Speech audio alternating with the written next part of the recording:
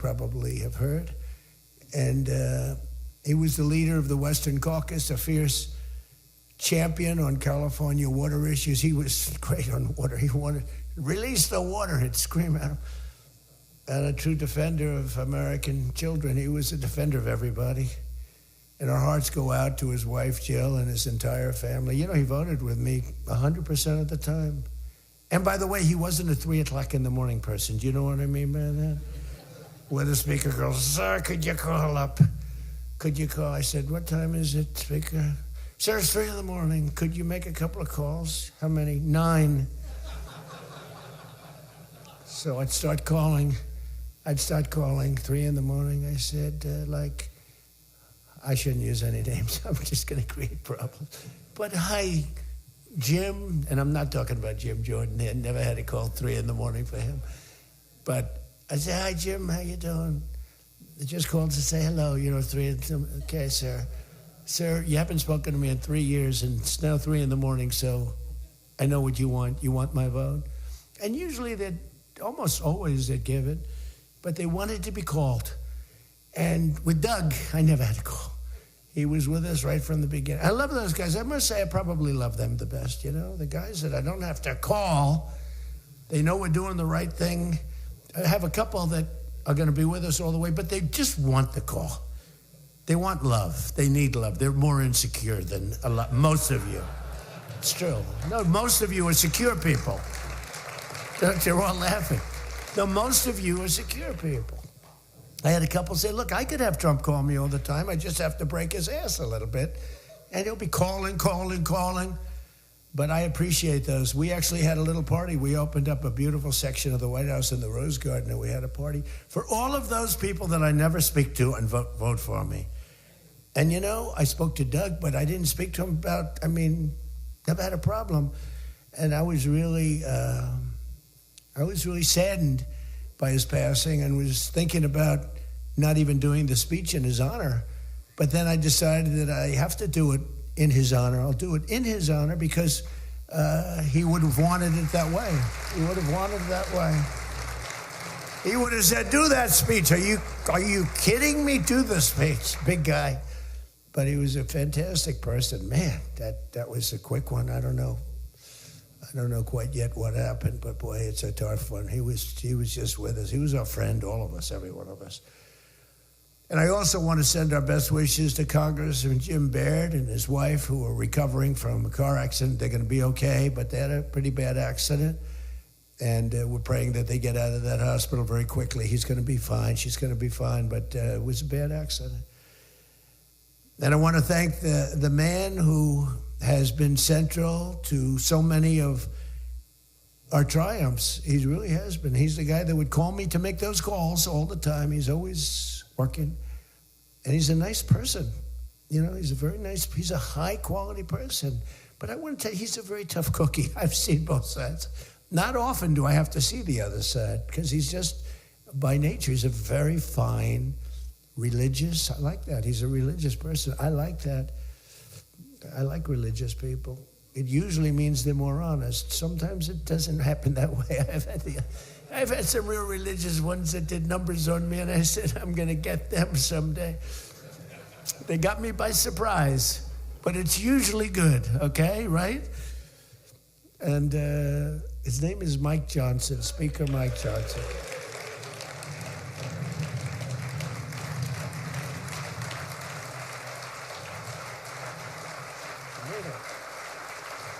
He has my complete and total endorsement. Stand up, Speaker. So, but it is true. A lot of times they'll say, I wish Mike were tougher. He's tough. He's tough as anybody in the room, actually. But can't be tough when you have a majority of 3. And now, sadly, a little bit less than that. A little bit less than that, maybe. But you can't be Trump. You can't, I want you. You make 10 enemies, 20 enemies. That's the end of that, right? Everybody loves him. I would say there's one person he's given up on. I think he just gave up on this guy. He's so bad. He never votes for us. But no matter how good, he won't vote for us. there's a sickness there. There's something wrong. You can have the greatest bill, the greatest for the country. Forget about for Republicans. Great, great, great for the country. I'm a no vote. We don't even bother calling him at 3 a.m, do we? Huh? But I want to thank another guy who's as tough as they come, because he went through something that none of us have gone through. I went through a little shot, but I get that throbbing feeling every once in a while. But what he went through was incredible. And that Steve Scalise, he got hit hard. Where's Steve? Steve.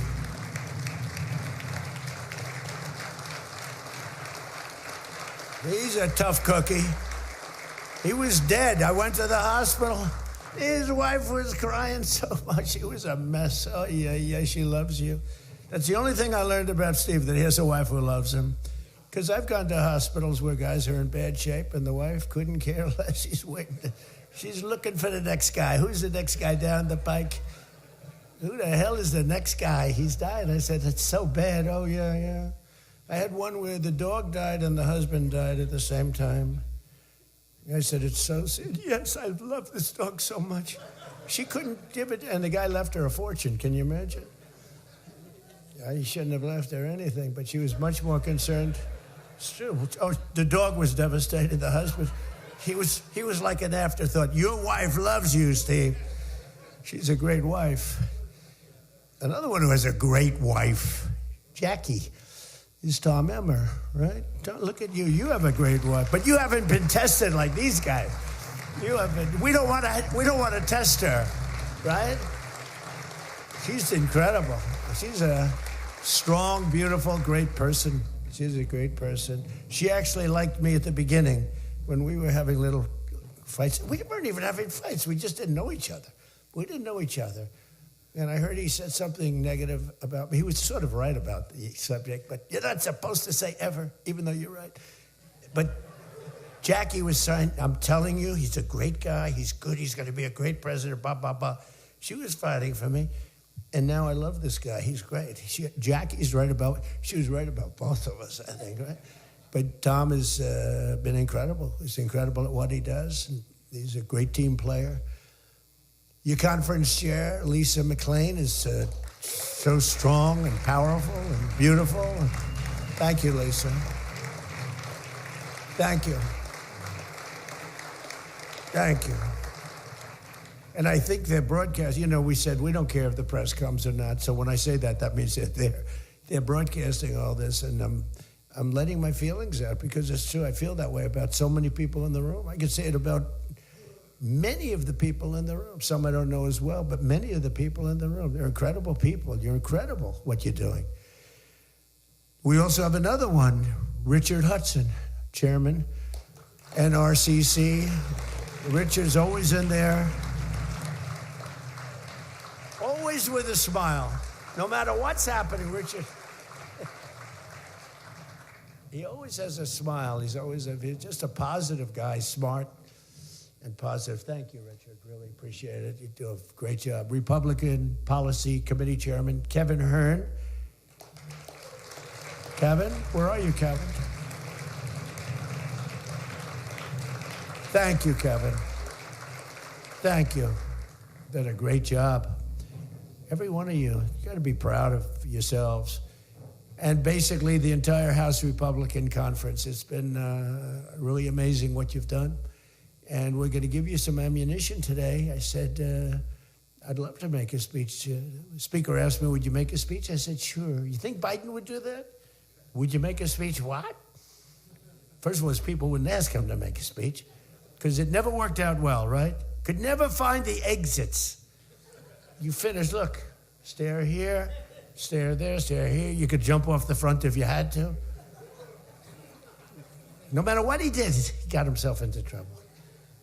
So basically, they didn't ask him to, but if he did, it wouldn't be good. But it's good with me because, we have so much ammunition. We have ammunition. The problem is the fake news. That's why I like being on. I'd much rather do live television than do non-live because, when they say, as an example in my speech, peacefully and patriotically to the Capitol, peacefully and patriotically. Do you know that the Unselect Committee didn't report it, that I said those words?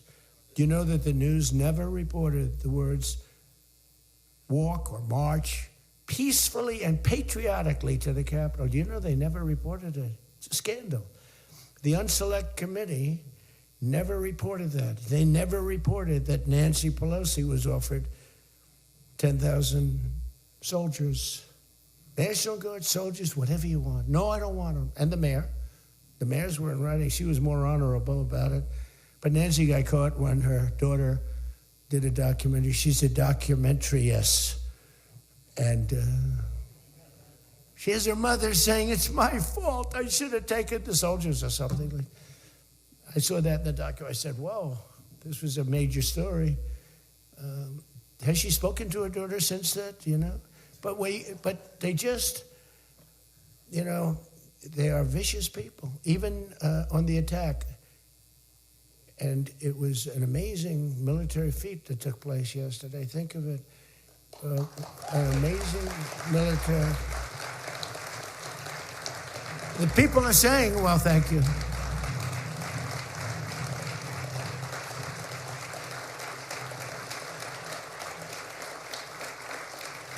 You know, people are saying it goes down with one of the most incredible. It was so complex. 152 airplanes, many. Talk about boots on the ground. We had a lot of boots on the ground. But it was amazing. And think of it, nobody was killed. And on the other side, a lot of people were killed. Unfortunately, I say that, soldiers. Cubans, mostly Cubans, but many killed. And they knew we were coming, and they were protected, and our guys weren't. You know, our guys are jumping out of helicopters, and you're not protected, and they were. But it was so brilliant. The electricity for almost the entire country was, boom, turned off. That's when they knew there was a problem. There was no electricity. Caracas said, there's no electricity. It's not the only people with lights were the people that had candles. It was just off. So we sort of got them a little by surprise. But it was brilliant tactically. It was an incredible thing. But I watched where Schumer, he's such a bad guy. I mean, I've known the guy for a long time, and he's such a bad guy. You know, at some point they should say, you know, you did a great job. Thank you. Congratulations. Wouldn't it be good?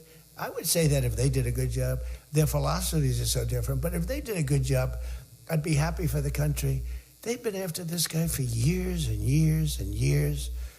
And, you know, he's a violent guy. He gets up there and he tries to imitate my dance a little bit. But he's a violent guy. And he's killed millions of people. He's tortured. They have a torture chamber in the middle of Caracas that they're closing up. But he's tortured people. And now what they do, the radical left, they actually have people, and it's hard to get them. They're all paid people. Most of these people are paid. You know they're paid when they have brand new, beautiful printed signs by like the highest quality printer. And you have a woman, free Maduro. And the sign is before we even did the attack. You know, free Maduro. Why do you want him freed? I don't know, but he should be free. Oh, she reads the sign. What does that say? It says free. Well, that's what I believe. And you know, you see the sign. It's like, Lisa, we should all have quality signage like that. The one thing I want their sign maker. The guy is great. He does beautiful signage. You know, the old days was better when they used to write out their own sign, wasn't it?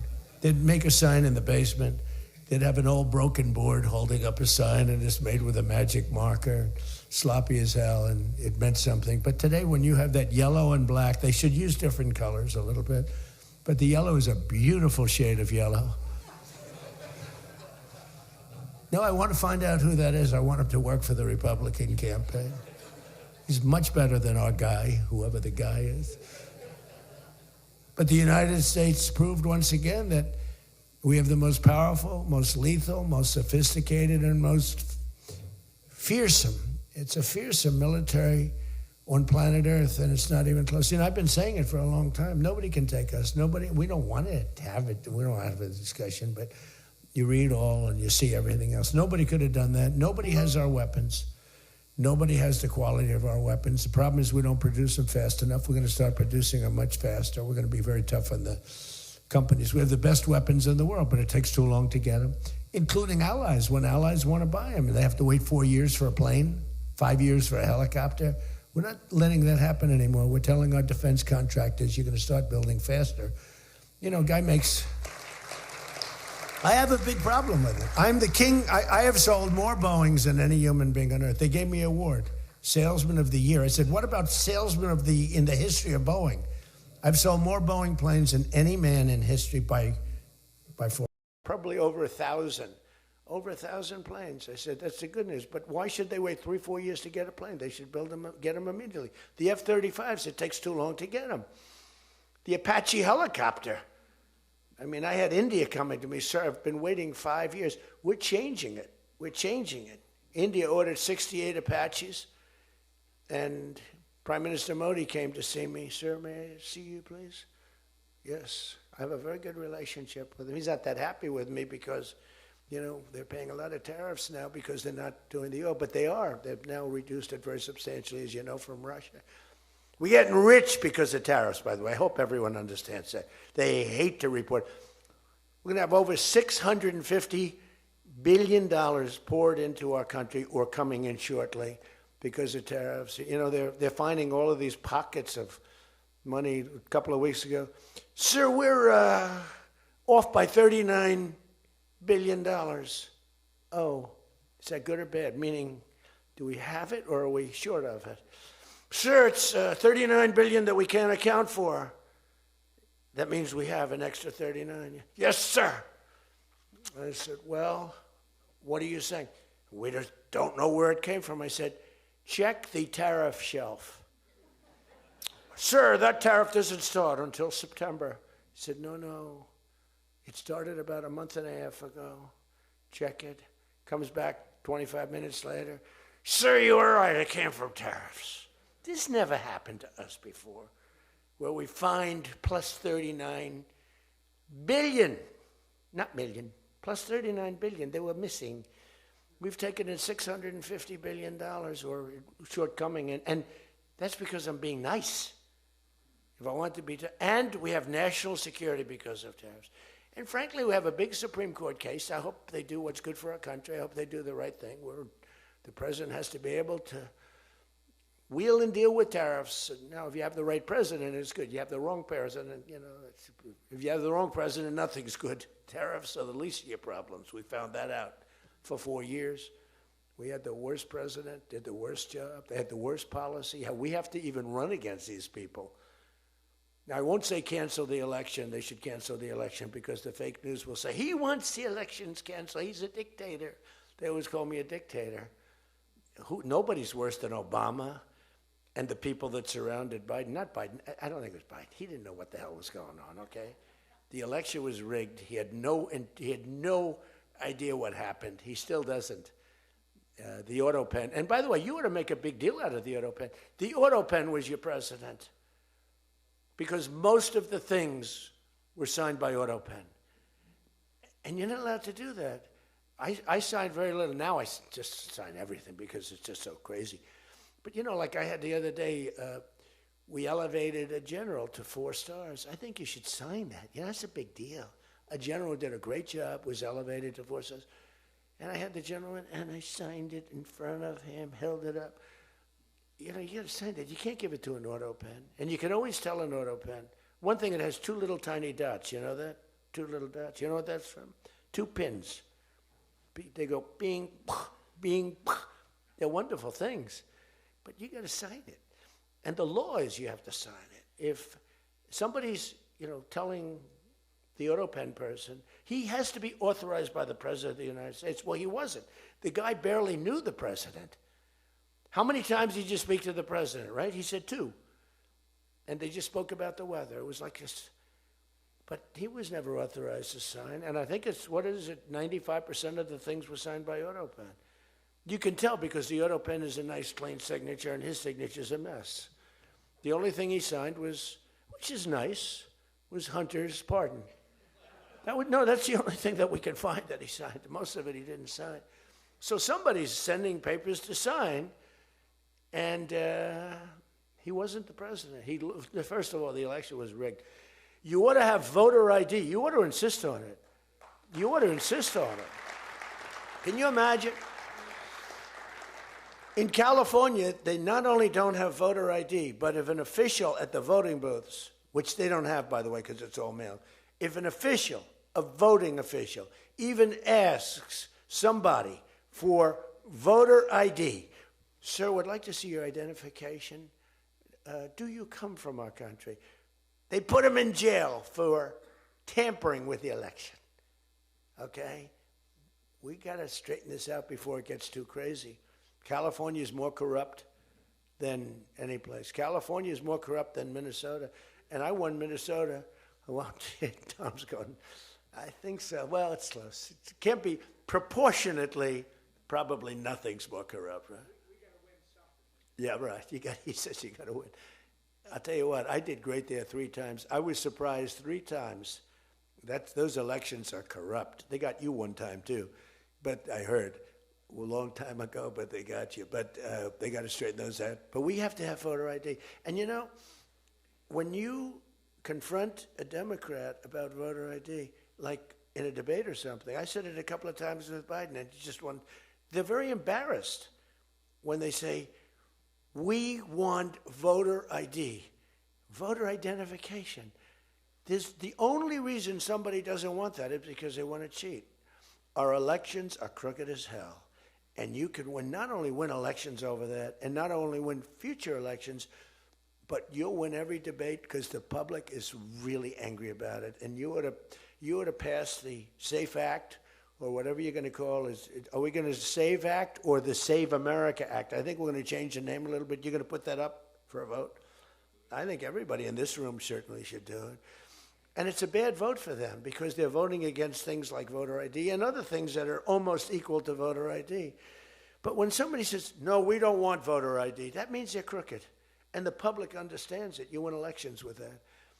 But I think it would be really important, Save America Act, if you would put that up for a vote. It's got my total endorsement.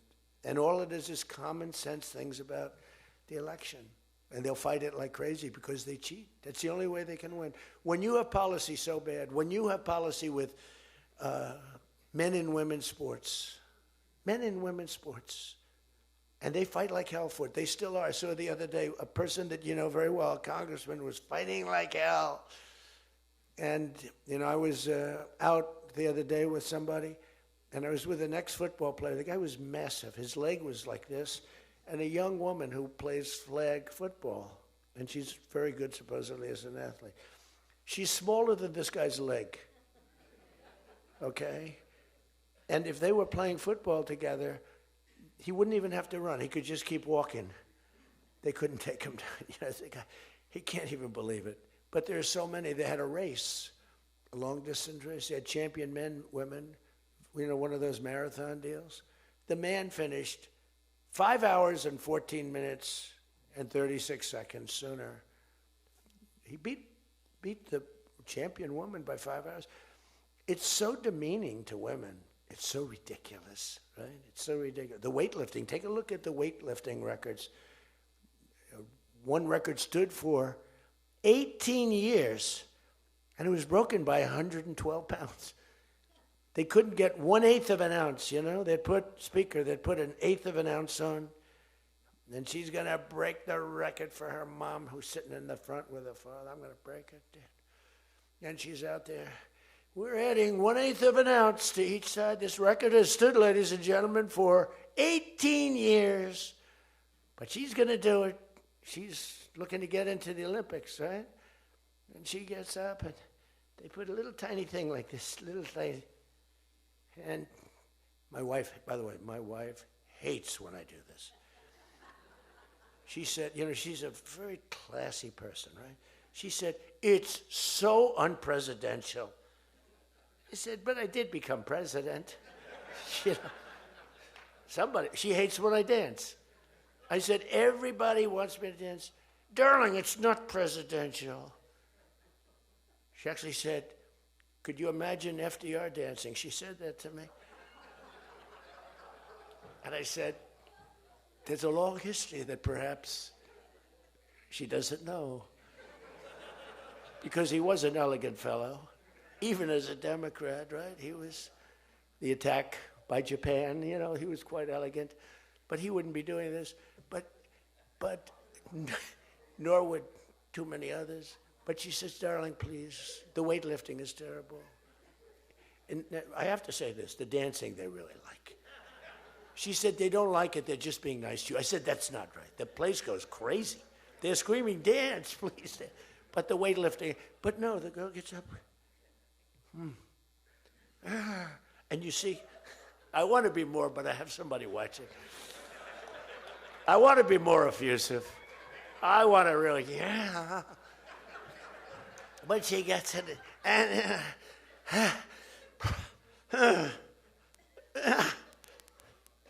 drops the thing, walks off the stage crying. Her mother's crying, her father's crying. Guy gets up. They said, have you lifted before? A little bit. And he walks up, bing. He could have gone ding, ding, ding, ding. I think it was 112 pounds, right? It's crazy. Or the beautiful boxer. They have boxing now. And that they have a young gentleman who transitioned. He was a very good boxer, but he wanted to be a woman, which is, to each his own. Because I want to be very liberal when it comes to these subjects. I'm trying to get that vote. It's not an easy vote to get. It's very tough for me to get it. But he transitioned, and he transitioned, and the girl was a champion boxer from Italy, remember? She got up, first round. He hit her, boom, with a left. A left, for those, everybody here knows about, but a left, Lisa knows better than anybody, but a left is defense. He goes, boom. She's like, oh my, she walked to the corner, remember? She didn't go down, but she did everything else. But she said, I've never been hit like that before. I don't want to go out again. You can do it. You can do it. Bang. She walked off. She said, he happened to win the gold medal, that young woman. He won the gold medal. There were two transition people. They both won gold medals. The whole thing is ridiculous. You have policy on your side. They don't have policy on your side. Right? You have policy. And I saw this guy fighting like hell. The swimming records is ridiculous when you look at the swimming, any records. It's crazy. And it's so demeaning to women. Women are the, and for a long time, they refused to talk about it. They were embarrassed to talk about it.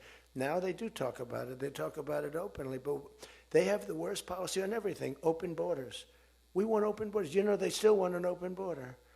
We did the greatest job ever on borders. And I think they forgot it. My guy said to me today, I have a great guy, Ross. He's the greatest speechwriter. He said, sir, let's not mention the border. Nobody cares about the border anymore. Can you believe it? This was the biggest, this was the biggest thing there was. It says to me, nobody cares about the border because it has a shelf life. I fixed the border. I fixed it in my first term, but now I really had to fix it. It was much worse, when I came into office. Millions and millions of people were pouring into our country. And I fixed it, and my guy, who's incredible, says, people don't want to hear it, sir. You've done that. The problem is people forget that I did it. They totally forget. They were talking about the other day, we don't like Donald Trump on this, we don't like Donald Trump on that. And somebody just out of the blue said, well, he did an unbelievable job. Who cares about that? They're saying, that's been done. What do we do about that, Mike? Everything you do. It's almost like, what have you done lately is the way you have to run your life. In other words, I could have the most unbelievable 4 years, and I guess I'm not allowed to run. I'm not sure. Is there a little something out there that I'm not allowed to run? But let's assume I was allowed to run. I could have, there's going to be a constitutional movement. No, I could have the most unbelievable 4 years. Everything was great, but in the last week, I made a little slip up in something, and you lose the election. It's like, so we can't let them forget that we did such a great job on the border. By the way, Venezuela, everyone, they're marching in the streets, they love it, except in New York. I mean, where they find these people? these people, they're not like, these people are a mess. I know it's not nice to say that. These people are a mess. Where do they find these people? They're the worst looking people I've ever seen. They got hats that are all frayed and they look like, they're all paid.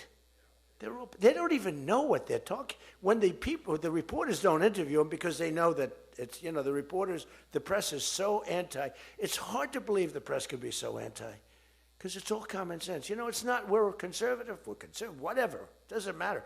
We're all common sense people. It's not even conservative. It's common sense. But the press has no credibility whatsoever. Think of it. I got 97% bad stories on one network, 93% on the other, and I won in a landslide. You know what that means? The press has no credibility. That's all it means.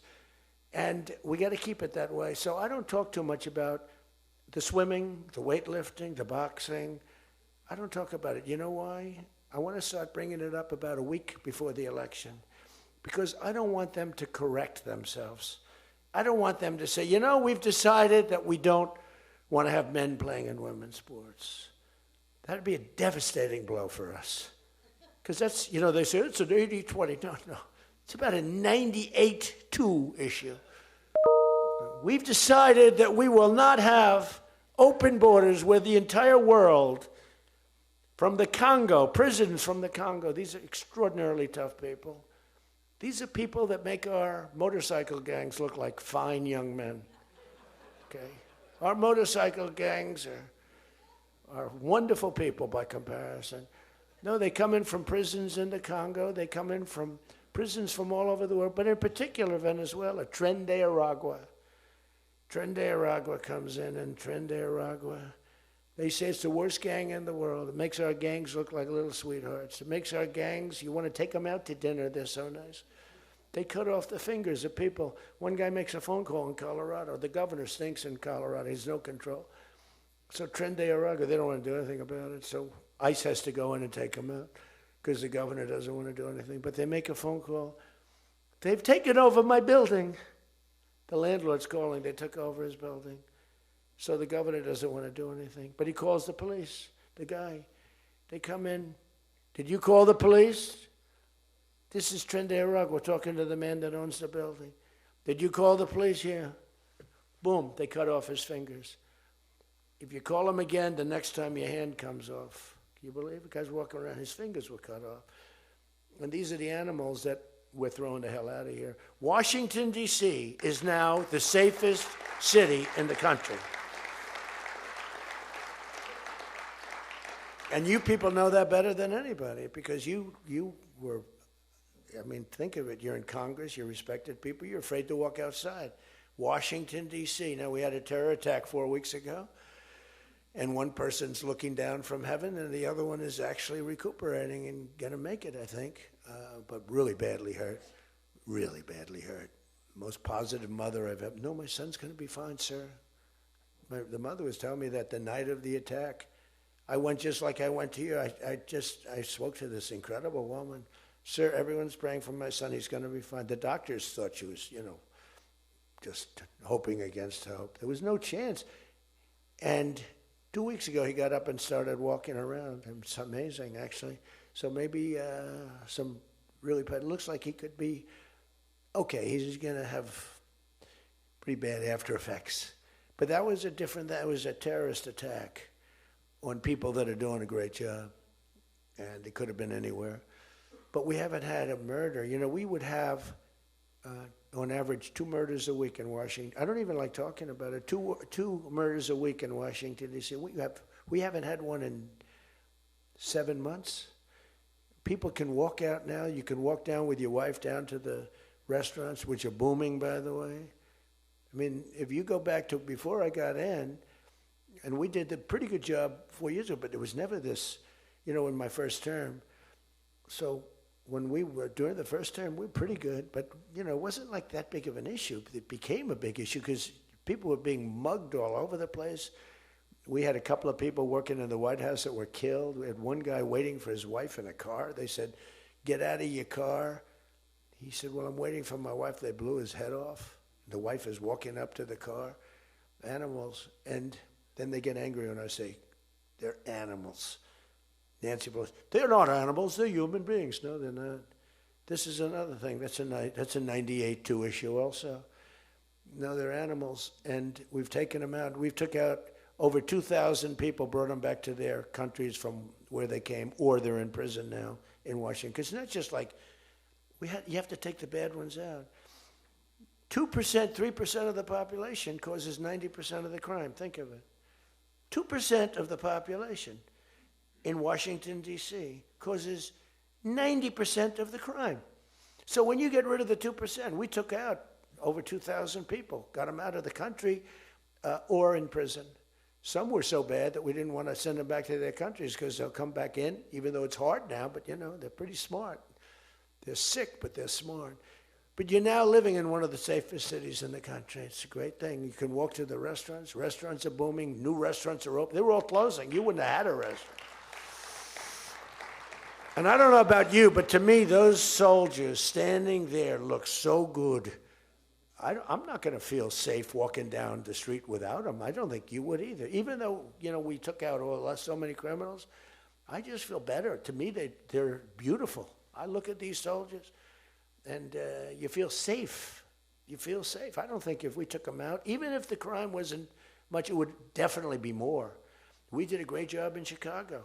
They don't want to talk about it. We, against all this slob of a governor, this stupid slob, who's the family threw him out of the business. He was a dope, and the Pritzker family. But they threw him out of the business. And the mayor, he's a low IQ person, extremely low IQ. We should give everybody, like, these competency tests, right? The cognitive, they call it cognitive. I'm the only president that went for cognitive. I think every president and vice president should be forced to take cognitive exams, mental tests, like, are they intelligent? Wouldn't it be nice? Do you think Walz could pass a cognitive test, as an example? Do you think Kamala could? I don't think Gavin could. He's got a good line of crap, but other than that, he couldn't pass. I mean, here's a guy who didn't want to have water coming down from the Pacific Northwest. Why? They have a little tiny fish, this big, it's a little tiny fish. Not doing well. You know why? No water. They're sending water. It's too much. It's killing the fish, so they cut it off. And then they have 25,000 houses burned down.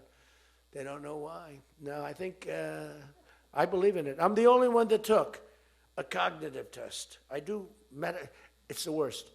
If I don't do a medical exam, because I've had times where I went longer, because I'm busy. If I don't do a medical exam, they say, Trump's not doing an exam. There must be something wrong with him. If I do the exam, they say, why did he do this?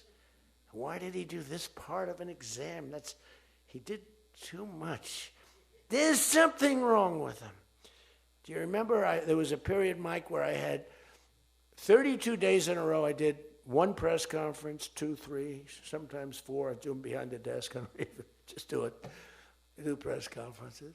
But I do many press conferences. So in 32 days, and then one day, just one day.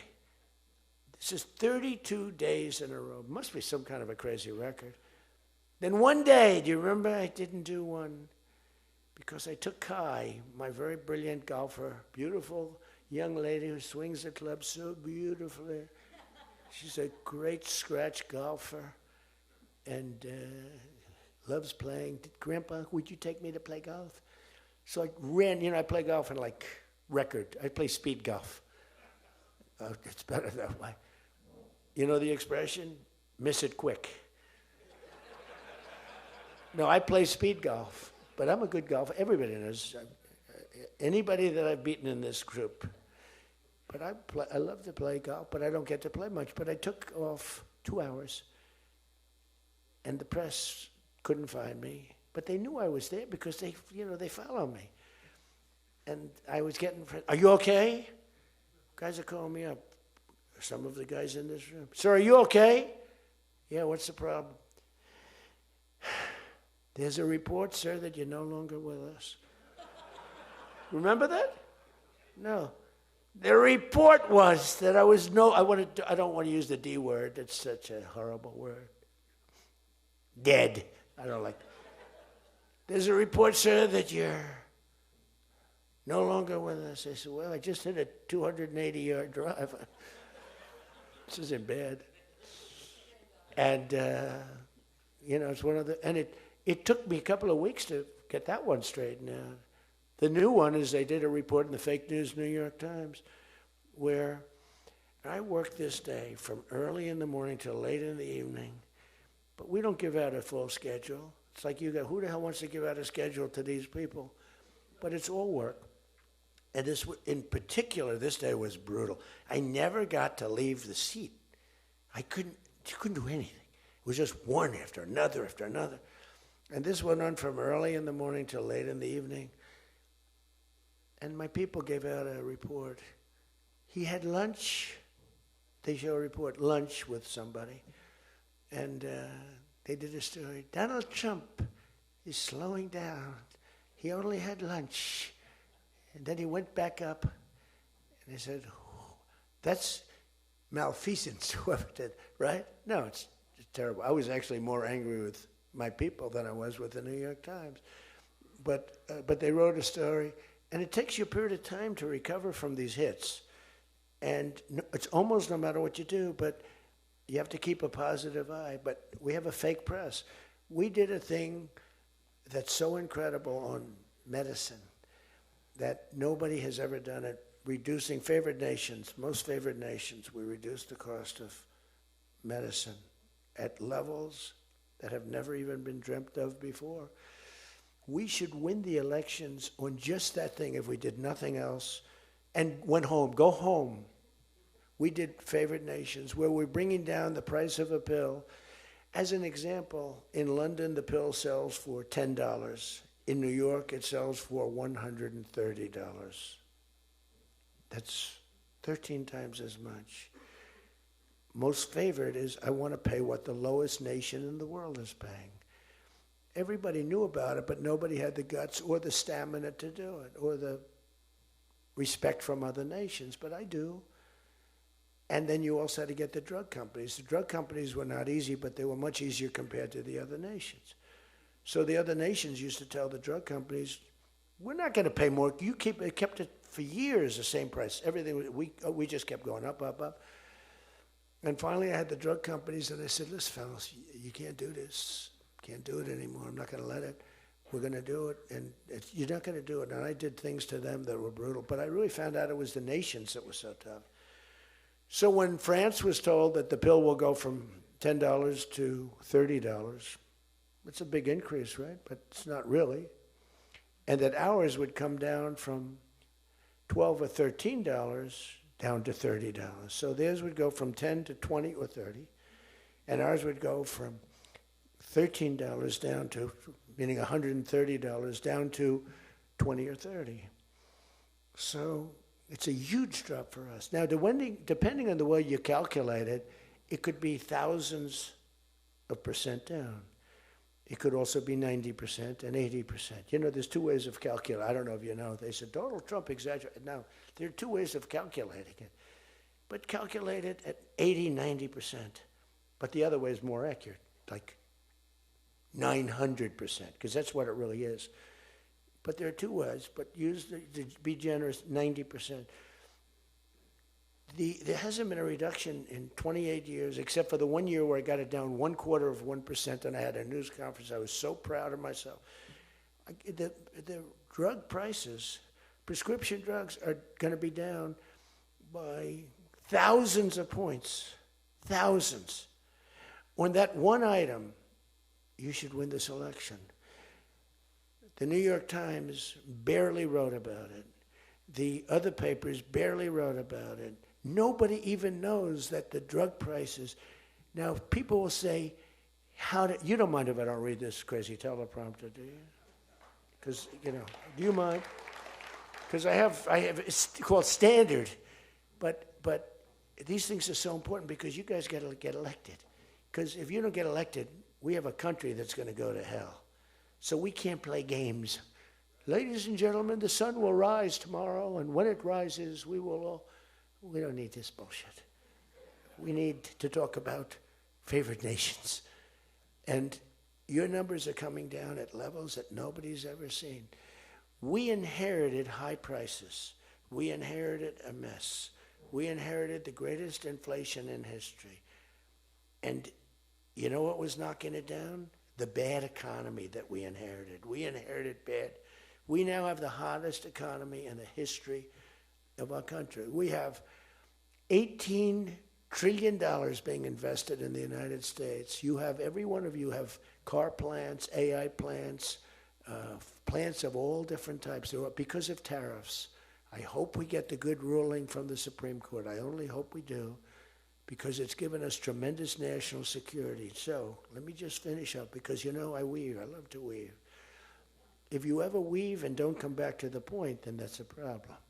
Then you say, but when you weave and you go here and boom, boom, boom, always coming back, then you're in good shape. But what's happening is, by doing what I did, we're getting numbers that are so low.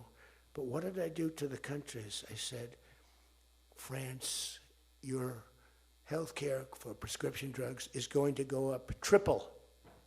It's going from $10 a pill, just as an example. I called it the fat drug. You could say the fat drug, Ozempic. Ozempic is $80 in London, and it's $1,300 in New York. The fat drug. A friend of mine called me up. He said, what the hell is going on? A very rich guy, but I said, the fat drug doesn't work on you. Why are you even taking it? The drug has failed miserably, but he's a very loud, boisterous. He's not a bad guy, not a great guy.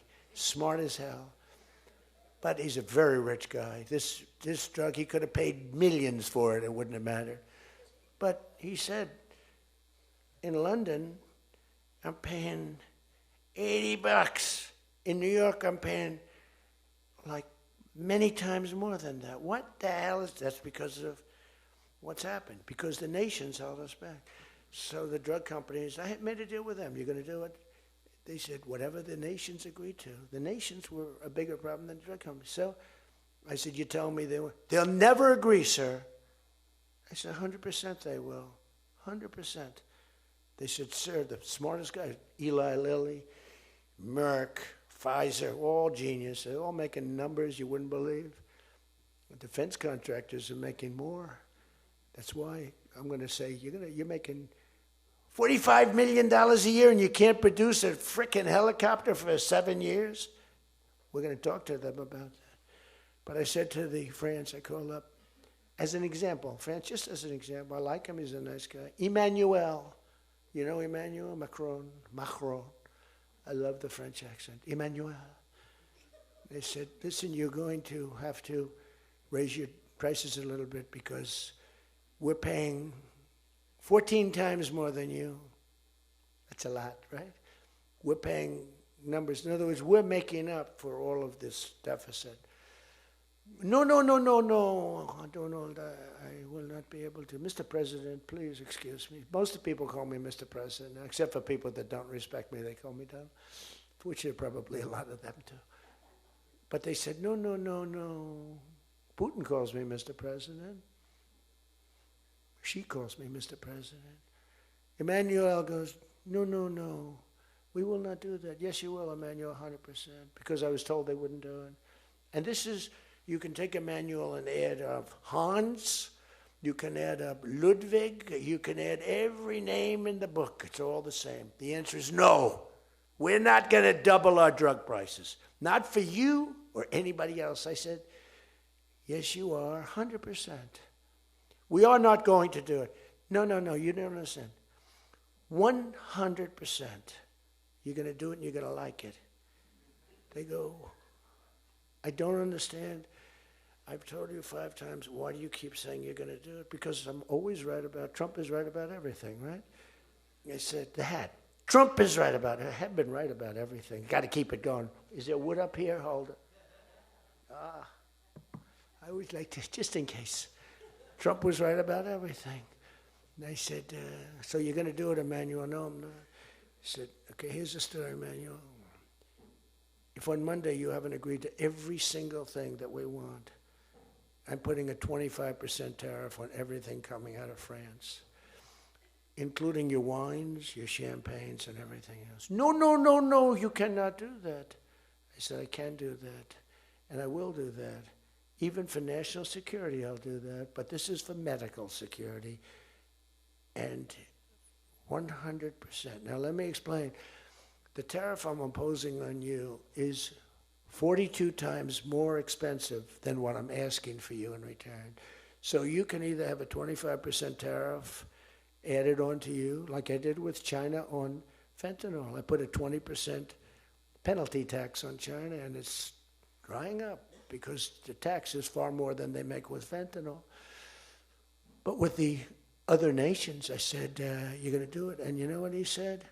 You can't do that to me. I said, yes, I can. Don't worry about it. It's not going to be that bad. You just have to explain it to your people, your 39 million people, that, by the way, don't vote by mail. They vote on paper ballots. They tried voting by mail, and there was fraud all over the country. We're the only country that votes by mail, essentially. You know that, right? You know, Speaker, that's another thing. We're the only country that's stupid enough to vote by mail. Even Jimmy Carter's commission said, don't do it. But just to finish so that you won't say he wanders. Emmanuel said to me, Donald, you have a deal. I would love to increase my prescription drug prices by 200% or whatever. I would love to do it. It'd be such an honor. Whatever you want, Donald, please. Don't tell the population. Please, Donald, I beg you. Every country said the same thing. No, no, no, we will not do this. Some were strong, some were very nice, some were rude. But they all said one thing, no, we won't. And within, I'd say on average, 3.2 minutes, they were all saying, we would be honored to quadruple our drug prices. So we would be honored to quadruple our prices if that's what you like. We want to make you happy. Okay. Therefore, I will not charge you a tariff, and you're going to increase your drug prices by 3 times what they were paying 2 days ago, right? And we have now favored nation. You think Biden could do that? I don't think so. Think Biden ever thought of it? Now, everybody's wanted favored nations, but everybody knew it was impossible to get the countries to agree to it because they wouldn't have done. And they've been doing this for 40 years or whatever it is. We were subsidizing the entire world. That's just one of the many things we're giving. But you should take that thing. That's going to save. Now, that also, when you add that to health care, your drug prices are much lower than what you projected. So we're going to reduce health care by a lot. One other thing. On health care, it's never been our issue. It should be our issue. We had a very nasty vote from a couple of people. I guess Collins, I guess Lisa Murkowski, and I guess a man named John McCain. Remember? Thumbs down. You remember. He said, I'm all for 10 years he campaigned. I don't want to be nasty, but for 10 years he campaigned on Obamacare. We're going to destroy Obamacare. We're not going to do it. And then we're going to terminate it. And then, it was a little surprising. We could have had health care, good health care. Obamacare is bad. And the people understand it's bad. And the premiums are horrible.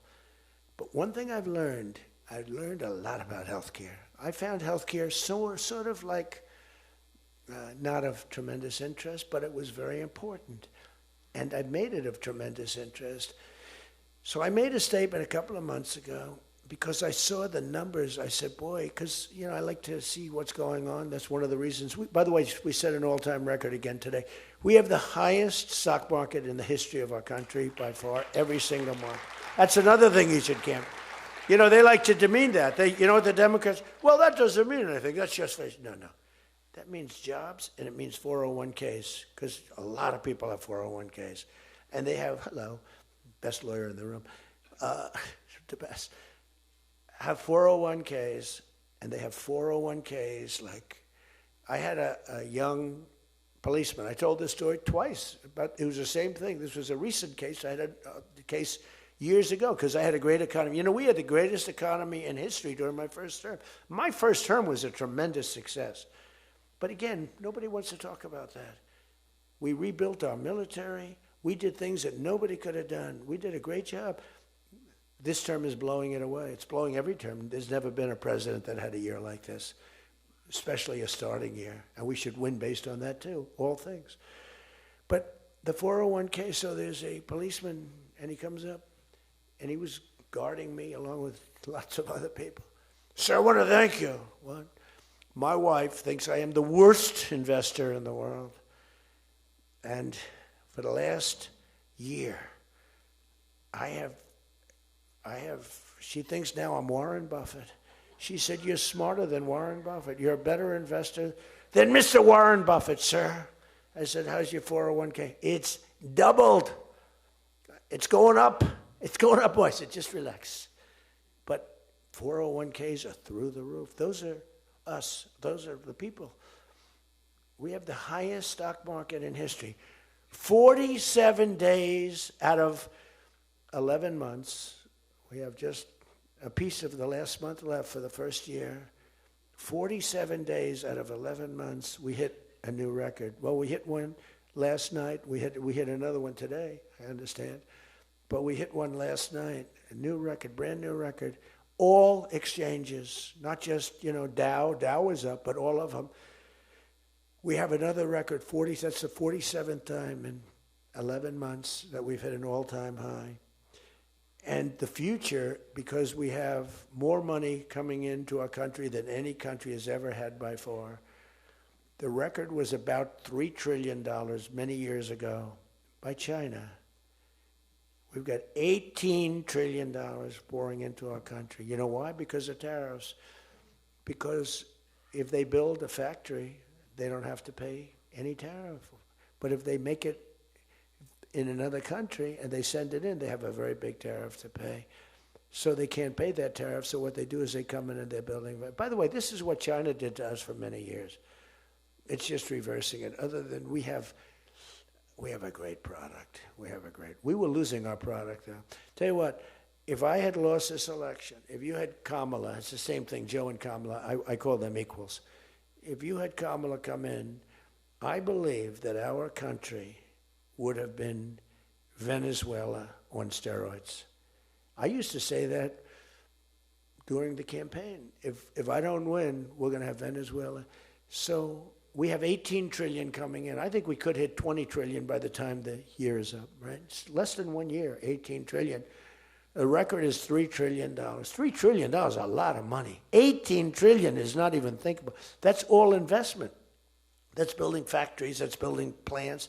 You know how many car factories we have? Half of you guys are having car factories. Where you are, Louisiana is doing great. Georgia, right next to you, is doing great. Hello, nice guy. All nice people. Actually, in this room, I can't see it. Is there anybody I'm supposed to dislike in this room? I think that a couple of people maybe didn't show up. There's only one that I really dislike. The same person that Mike gave up on, because there's something wrong with him. He's a sick person. But there's only one, really. The others, you just have to understand them. They have some problems too. But you just have to sort of go with them and understand them, feel sorry for them. Advise their family, are they okay? Because what we're doing is right. But $18 trillion, car plants being built. I was in Japan. Somebody admonished me. He shouldn't be traveling. I don't like to travel. But when I travel, I make a lot of money for the country, not for me. For me, I don't care. I have a much higher purpose. I have plenty of money. I don't need money. I don't want money. I want to make money for the country. And like I did with Intel. Intel came in. They had a problem. I said, I can solve the problem, but I think you should give the United States 10% of your company. He goes, whoa. I said, yeah, I think I can help you with the problem, but you got to give the United States, not me. Sometimes I'll say, give me, but when I say me, I'm talking about, I'd love to accept it, but I don't think that law enforcement would like that, right? I'm very cognizant of law enforcement, perhaps more than anybody in history. Actually, a friend of mine who's really smart said, you've got to be the most honest guy in history because you have been examined, your books, your records. I have a big business.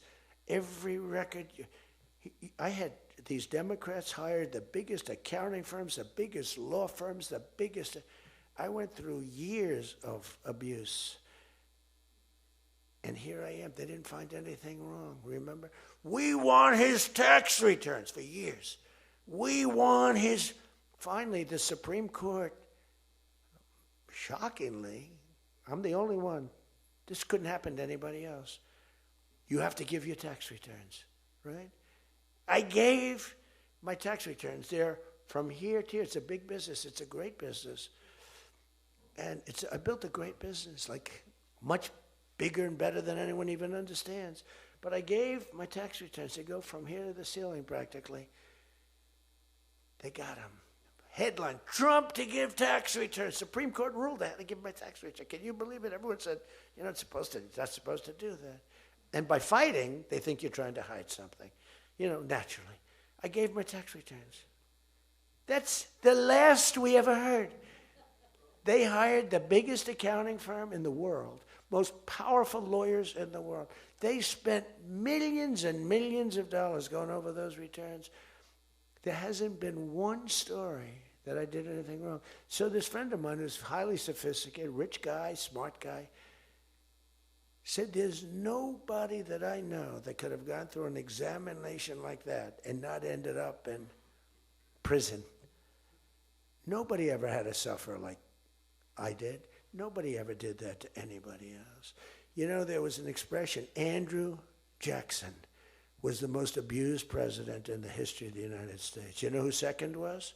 This is before me. You know who second was? Abraham Lincoln. But he had a civil war, so we have to give him a pass. But Andrew Jackson was treated horribly. He was a great general and a good president. So bad that his wife died. His wife died. They were horrible. But I just saw a report came out the other day. I blow them away. He never got impeached twice. I got impeached twice on nothing. On a perfect phone call, remember? Perfect phone call. Tim Scott, who's a great guy, great, wonderful guy, South Carolina, straight guy, right? He is a good guy, good person. He's an honest person. He read a transcript. Thank goodness I had a transcript. Essentially, the call was taped because they tape calls. I didn't even know. So was that call taped? Yes, sir. I said, oh, well, bring it down. I don't even know. And we read the transcript. It was perfect. It was so good.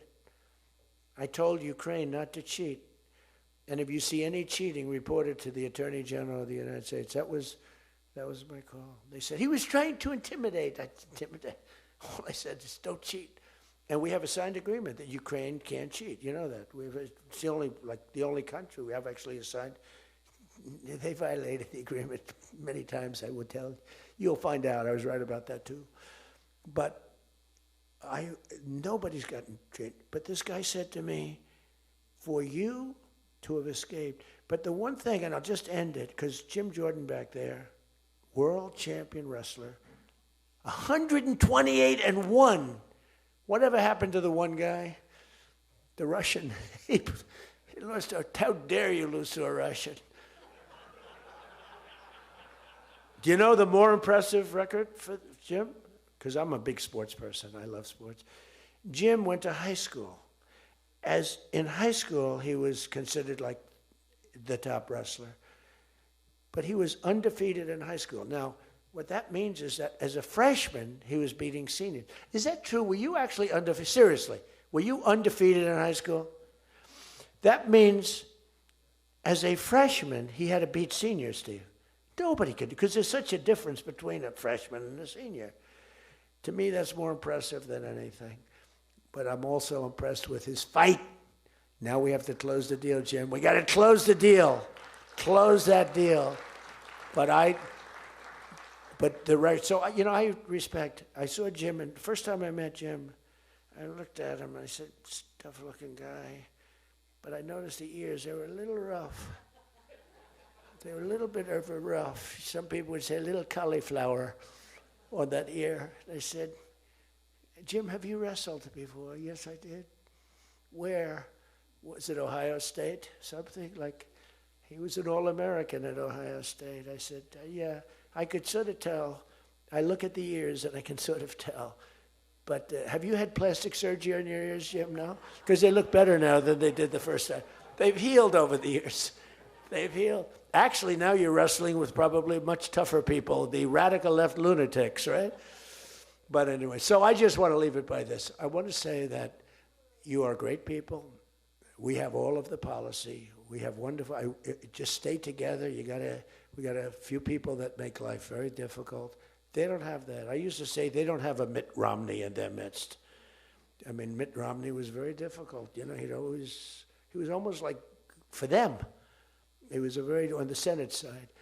But we have a couple of people that are really bad. I mean, they're bad, but maybe they'll straighten out. Maybe somebody in the room can sit them down and straighten them out, because what we're doing is the right thing for the country. We're not Republican or Democrat. We're doing the right thing for the country. If you look at what we're trying to solve the health care problem. We're trying to get better health care at a lower price. I mean, that's a good thing, right? And the one thing I learned, and just in concluding, and I said it like a month and a half ago, and it was the number one thing in the country. Even the fake news covered it. They tried to put a negative spin on it, of course. I said, I read a story about insurance companies making a fortune. A fortune. Their stocks were up 1,700%. Who invested recently in a stock that's up 17? And that's because the money that they're getting from Obamacare is massive. And the government generally. That means they're making a fortune. And as soon as that, because I have a natural, I don't want to say it again, but I have a natural business instinct. I do. I've always done things. I've done some things that people said you're crazy and I made a lot of money with. I've done a lot of things that were good. I have an instinct, right? Somebody said, he's got the best political instincts of any politician in 150 years. I said, no, I don't. I really don't believe I do. I think I have good instincts. I have common sense. But they said that it was a very complimentary statement, but I don't believe that's necessarily right. But I do have good policy. I have good common sense. And maybe they wheeled that into instincts. And I did become president, so can't be that bad. And I never did it before. Don't forget, I ran for president. I had a politician telling me very strongly, they said, sir, I've run for office 20 times and I've won 17.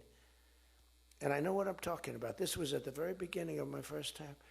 I said, well, I've only run once, and I won, but I won for president.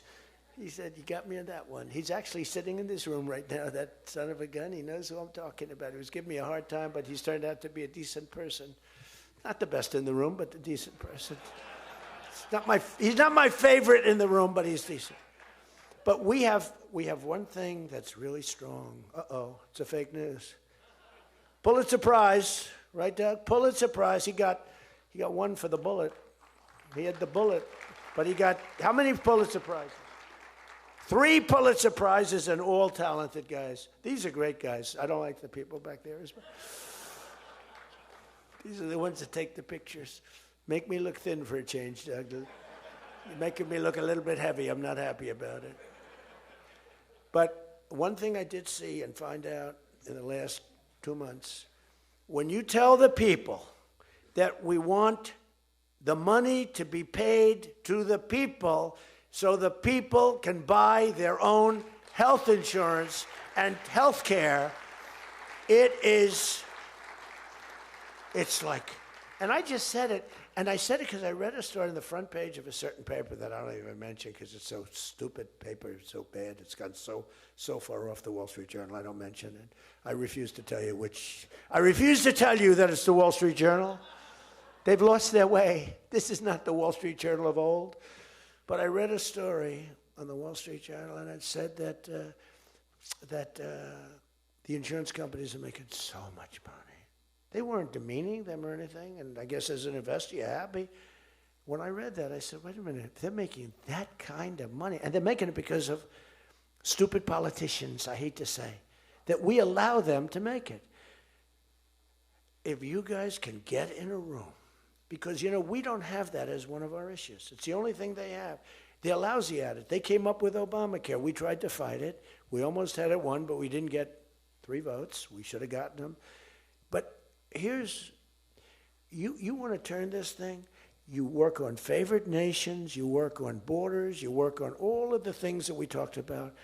But now you take the healthcare issue away from them, and they want to fight it. You know why? They're all owned by the insurance companies, and they cannot fight it successfully. There's nothing they can do. That's like almost the voter ID thing. When they try and fight, I watched a guy trying to explain why we shouldn't have voter ID the other day, and the guy was a fool. He looked like an idiot. This is the same kind of an issue. Let the money go in the healthcare account or however you do it. Let the money go directly to the people. Now, you have to be a little flexible on Hyde. You know that. You got to be a little flexible. You got to work something. You got to use ingenuity. You got to work. We're all big fans of everything, but you got to be flexible. You have to have flexibility. I came out with a statement. Let the money go not to the big fat cats in the insurance companies that made 1,700% over the last short period of time. Let the money go directly to the people where they can buy their own health care. And I'm not sure that I've ever said anything that was more impactful. You know, I say a lot of things and have a lot of good ideas. And this was an idea that, the whole world went crazy. The whole country went crazy. The world went crazy with envy. If you can somehow do that, Mr. Speaker, Tom, all of you, Steve, if you can do that, you're going to have, this is going to be your issue. And the other thing is fertilization. They're trying to hit us on fertilization. They were dead on fertilization when I got a call from a very wonderful young senator from Alabama saying they had just lost a case. And the case, I've never been met with such scorn. Friends of hers were just going crazy. And I said, explain the issue to me. And it was on IVF, the fertilization. A judge ruled against and said all fertilization places have to be closed down, like immediately. It would have been a disaster. And fortunately, I picked it up, and we owned the issue. But now I understand they're trying to make a case on fertilization. You can't let them do that. Very important issue. All of these issues are very important issues. But you can own health care. Figure it out. Let the money go directly to the people. It goes in a health care account. There are numerous things you can do. But you have to let no money for the insurance companies. You know, I'm going to meet with the insurance companies. I said, I'm going to meet with them. Because I met with the prescription drug companies, and that's when I found out what was going on with the fact that we were paying 10 and 13 and 14 times more money than Europe and other places. I learned that at the meeting. Now, I'm going to meet with them in a few days. I'm meeting with them all, 14 companies. I'm meeting with them all. I'm also meeting with oil companies. Let's go. You know what that's about. We've got a lot of oil to drill, which is going to bring down oil prices even further. But if you can come up with health care, remember this, where the money goes to the people, you have just owned, they can't fight it. They're owned by the insurance companies. You guys don't get money from the insurance companies. They do. They get a massive amount of money. It's their biggest donor. They're going to try and fight you, but they can't win the fight. If you explain it, the money goes directly to the people. That's going to be your issue. The other thing is energy. Your energy prices have come so far down since I'm president, and nobody wants to. I saw on television, energy prices are down 3%. No, they're not down 3%. They were $3.50 and $4. It's now $1.99 a gallon in many stations, and it's going down further. And that's like a massive tax cut. And that's the other thing, tax cuts. No tax on tips, no tax on Social Security, no tax on overtime. Now think of this, no tax on tips, no tax for seniors on Social Security, no tax on overtime. You're allowed to deduct if you buy a car and you take out a loan on the car. For the first time ever, middle-income people, all people can deduct, but they never got a deduction before like this. It's only for rich people. They got them. They have so many deductions. You're allowed to deduct the interest against your taxes. Nobody thought it was possible. It's going to be phenomenal for the car companies, but it's even more phenomenal for the people. It's like getting it's like paying half for the car. All of these things, you have so much ammunition. All you have to do is sell it. Taxes. But the one thing they know about the taxes, I call it the great big beautiful bill. I think it's even better. But the great big beautiful bill is just that. There are so many goodies in the bill, you have to get the word out. Because the people in the back of the room won't do it. That's why I love live television. Because they can't, sometimes they'll turn the camera off. But they're embarrassed when they do that. If we're going too strong and doing too well, if the lights go off, you know you're doing well. If the lights are on, you got yourself a problem, okay? I see that little red light. That light goes on. If that light, that's bad, isn't it?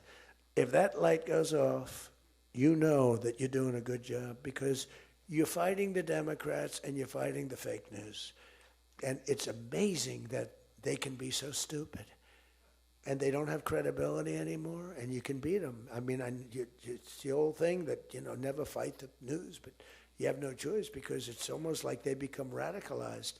But you are fighting the news, but you can beat them. That's why I'm standing here. I mean, I had Kamala. I was beating Joe by 30 points, and then they changed him. That's like a fighter in the ring. He's losing, and they said, let's put somebody else in to take his place. Very unfair. They changed in the middle of the election. They said, he's going to lose, so let's give somebody else. And fortunately, she was just as bad as him. Probably slightly. I don't know. Would you say as bad or worse? Close. Pretty close. But it took 6 weeks. There was a honeymoon period. 6 weeks. It took 6 weeks to find out that she didn't have what it takes. But you got to win the midterms. Because if we don't win the midterms, it's just going to be, they'll find a reason to impeach me. I'll get impeached. We don't impeach them. You know why? Because they're meaner than we are. We should have impeached Joe Biden for 100 different things. They are mean and smart. But fortunately for you, they have horrible policy. They can be smart as can be. But when they want open borders, when they want, as I said, men and women's sports, when they want transgender for everyone, bring your kids in, we're going to change the sex of your child. Just send them our way. In some cases, like in Minnesota, they don't even tell the parents. Is that right? And nobody believes it when I say it. I think we have 6 states. Nobody, am I correct? Okay, Tom Emmer said yes, so. But it's true. Where the kid comes back, they keep the kid. They operate on the kid. They don't tell the parents. It's not believable. We have great, solid, common sense policy. They have horrendous policy. What they do is they stick together. They never have a no vote. They impeached me. I never knew I was going to be impeached. I get a phone call, you just got impeached. I said, what does that mean? It took them 10 minutes. They impeached the president of the, who did a damn good job. I rebuilt our military, Space Force, I got everything. I did a lot. They impeached me for nothing, twice, for nothing. Fortunately, you were on our side, and we were unanimous. And the second time, the few people in this little group, like Rice and this, they're all gone. Every one of them is gone, except one that we're going to sort of let ride with. Some guy that has a state that you might as well just let him ride. But think of it, everyone's gone. Everyone's gone. It makes me feel so good. I don't want to feel vicious, but I'm so happy that everyone. And they're seriously gone, too. They lost in landslides. This guy named Rice, he lost by 48 points. Right? Remember him? Oh, no, there he is. What a job you did, Mr. Fry. Congressman Fry. I looked around for somebody. It's true, this was a good choice. We've made some bad choices, too, because you have to do it. I said, who the hell can run against this guy Rice? It was a Trump plus 40 district. They had riots around his house that night. You know, he voted, I vote to impeach. And that night they had riots. So they said, who the hell? Just give me somebody. A warm body. And then, no, it has to be a living, breathing person. And then if I could get a genius, it would be good. And we got a guy who is so good. He's been, I think, are you happy with him? I think so. Stand up, bro. He's great. I said, where does he come from? He's like a senator, state senator or something. I said, all right. I spoke to him one time. I said, you're accepted. But little did I realize how good he was. You did a great job. You've done a great job, and the people love him. So he has done a great job. I just want to say this. I haven't read one word on this thing. Who the hell else could do this? And I think I gave you something. It's just a roadmap, and it's a roadmap to victory. You have so many good nuggets. You have to use them. If you can sell them, we're going to win, because we've won 2 races in like 50 years. It's, for whatever reason, I don't know why, but just don't fight it. It doesn't make sense. There have been 2, and they were unusual circumstances. So whether it's a Republican or Democrat, whoever wins the presidency, the other party wins the midterm, and it doesn't make sense, because we've had the most successful year probably in the history. They say, and now you add what happened essentially yesterday, we've had the most successful first year of any president in history.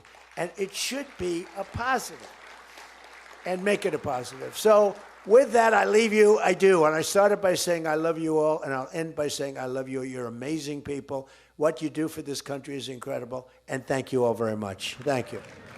Thank you.